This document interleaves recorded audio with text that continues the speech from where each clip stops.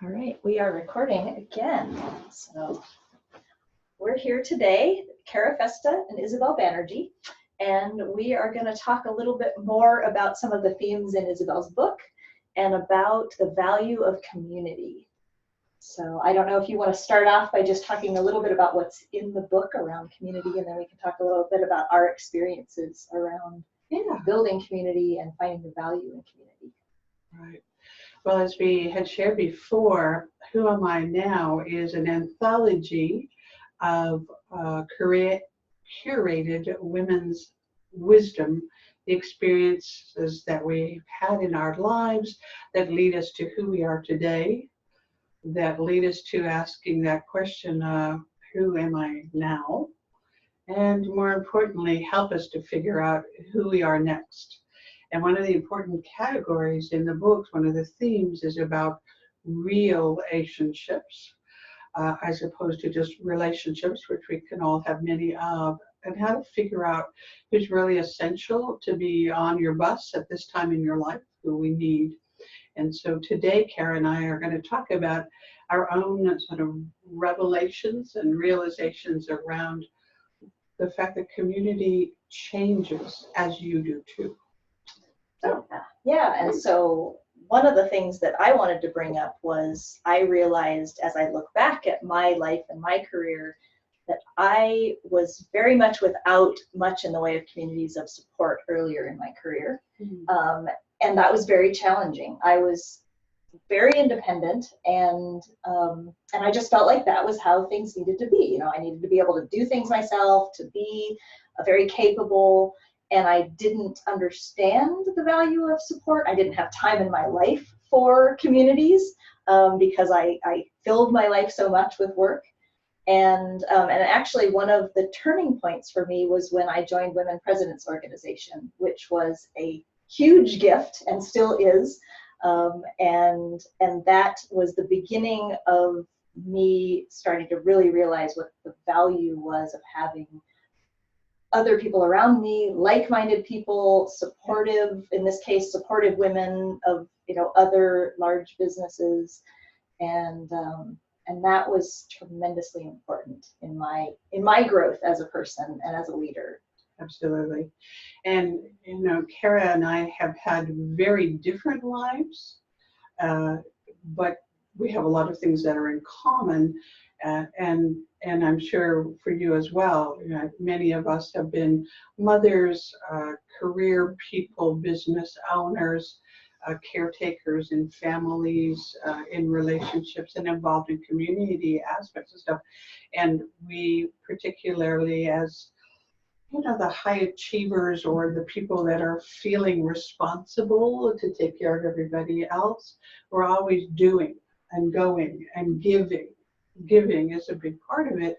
And there are different times in my life that my superwoman cape fell to the floor, and I crumpled on top of it sobbing because I felt like I can't do this all on my own. Yet somehow I had convinced myself, or society had convinced me, or somebody, some way, I was convinced, well, I didn't need to be superwoman and do it all on my own. And like you, I learned having the right community, the right posse of like-minded people really helps you so much.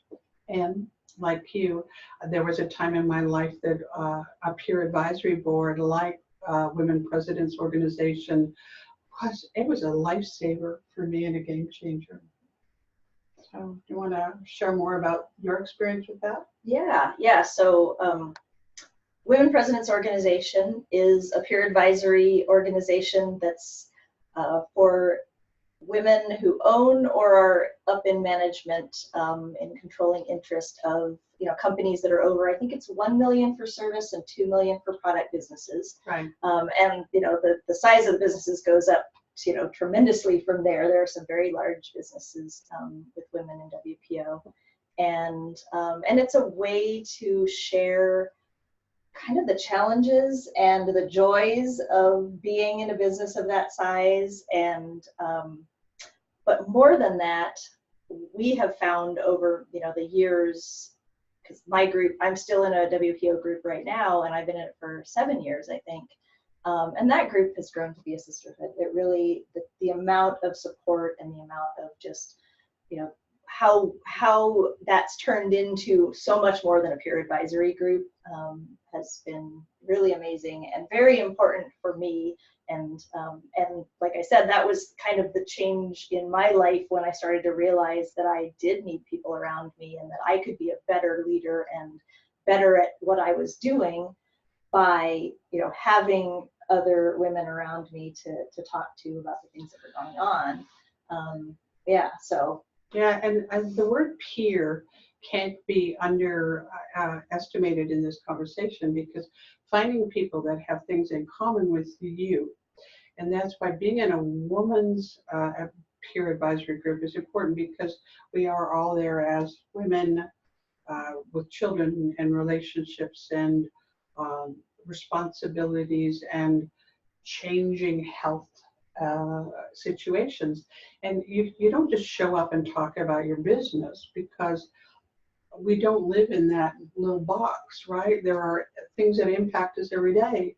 You know, the decision to leave your kids or your family and go at an international conference, or do you call in sick because somebody's, you know, needs your care? Does that make you any less competent and capable as a leader? Hell no. But there's a need to deprogram or unlearn some of those, like expectations, right?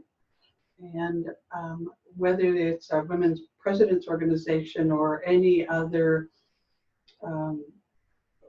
well-facilitated group, the important thing is to look at it and say, okay, does this meet my criteria? And does this support me in the areas that I need? It doesn't replace other areas of your community. It's just one extra amazing resource in your toolbox. To do that once a month, whatever the schedule is, to show up and sort of step out of the circus for a little while and be able to share honestly, candidly with other women, and tell the truth about how you're feeling personally, tell the truth about where you're feeling fear around the next level of your business, tell the truth about, you know, where you've effed up on something and how do you regroup on that, and tell the truth about when you're not loving what you do anymore.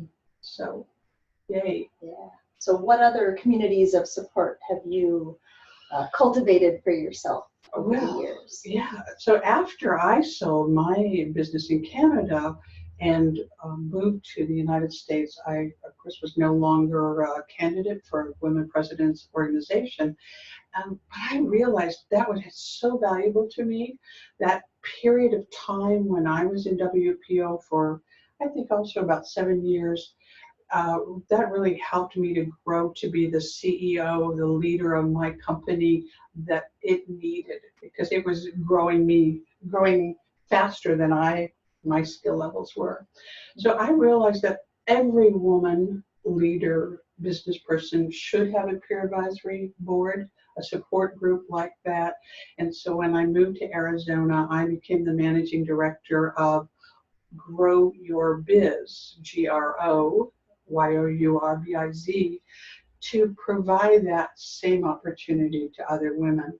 And over 5 years, I worked with hundreds of different women entrepreneurs and professionals, and to share with them what I had learned, and as I like to say, more importantly, what I had learned not to do over those many years, and how to cultivate that culture of collaboration and support and honesty with each other, which led me to my personal mantra, lift as you climb.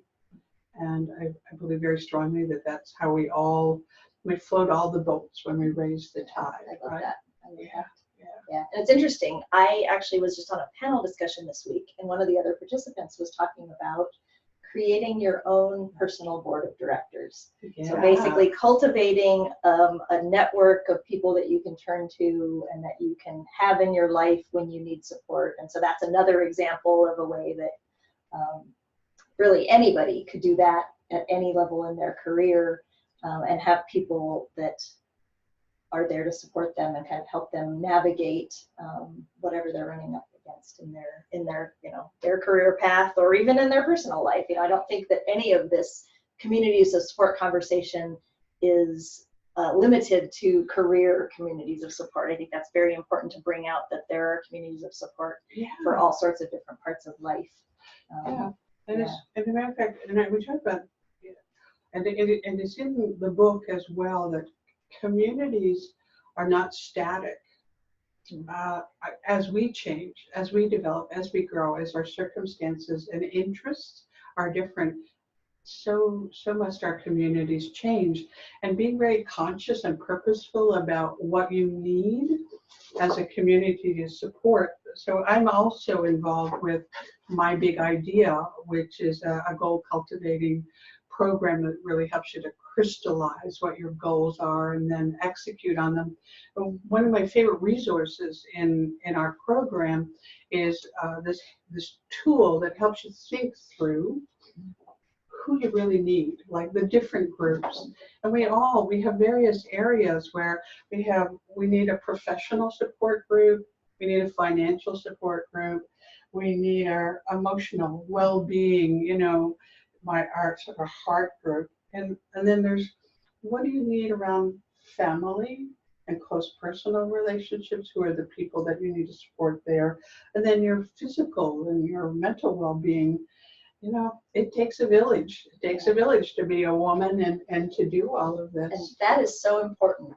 As I look back over, say, the last 10 years and the change in my life, as I've fortunately realized some of this without the impact of that organization, but just coming to that maybe even through, in some sense, the interval coaching program that I did. Very similar thought process around all of the different paths of our life and parts of our lives, and having robust support in all of those areas. And my life 10 years ago was so different than it is now, in terms of just all of the various areas of support that I have, and that I've recognized the importance of that, and it's been really fundamental in supporting me and kind of the big changes in life that I've had going on over the last few years, and especially this year. So and if we don't allow our communities to ebb and flow with our requirements, then that really kind of keeps us stuck too. Right? If you keep hanging out with people who are not supporting you when you want to change, let's face it, not everybody really wants you to be different. That is such a good point. There's some fear about being left behind if you grow and develop, or fear about, well, what will she be like, right? And so being conscious of the time that you maybe need to bring some new resources, new people in to support you in that level of growth. God knows, like, I've changed my hair so many times in the last 10 years. It makes sense that I need to constantly be looking to up level my community as well. And watch out for the hecklers, the detractors who don't want you to change. Yeah, I think that's where it goes back to your mantra, lift as you rise, that you want to find people that are of the same wavelength and that have the same kinds of values, right, to support you, and you be able to support them, and I actually think that's part of how we connected so well. Absolutely. Is that we just we became fast friends just with that kind of common theme of supporting women and supporting each other. And absolutely, it's been a very fun collaboration. It is great, and I love our conversations. I hope that you find value in our conversations, and that, you know, perhaps this has triggered some thoughts for you about kind of take an inventory maybe of who else you might need on your team. And we'd love if you make some comments and make some suggestions about your own experiences about community and the areas that we all should be cognizant of needing to nurture. I think that's the important thing, is nurturing your community. You can't just walk in and take all the time. You have to give back and again, lift as you climb. Yeah. Alrighty. Awesome. Should I sign off? Yeah. Let me put up the contact information really quick. Okay. Here at the end. I'm going to share my screen and put up your slide for isabelbanerjee.com, and her book, Who Am I Now, available on Amazon. And then my website as well, caradiane.com. So we would love to hear from you, have you subscribe to our lists, and just get in touch. So with that, be part of our tribe. Yeah. So thank you. We'll talk to y'all later.